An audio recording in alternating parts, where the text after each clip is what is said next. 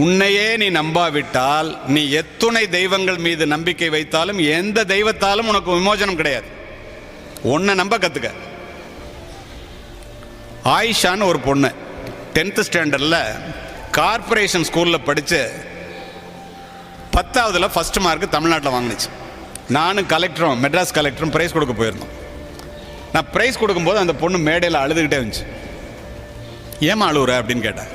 இல்லை, என் ஃப்ரெண்ட்ஸு தோழிகள் என்னை நீ ஃப்ளூக்கில் ஃபஸ்ட்டு வந்துட்டடி, நீ உண்மையாக புத்திசாலியாக இருந்தால் +2ல் ஃபஸ்ட்டு வந்து காமி அப்படின்னு கிண்டல் பண்ணுறாங்க சார், அதனால அழுகிறேன்னுச்சு.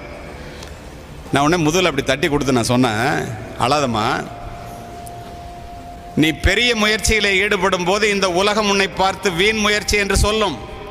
நீ வெற்றி பெற்ற பிறகு இதே உலகம் உன்னை பார்த்து விடாமுயற்சி என்று பாராட்டும். ஒழுங்கா போய் படின்னு என்ன கூட எஸ்பி ஆவன் சொல்லும் போது அப்படிதான்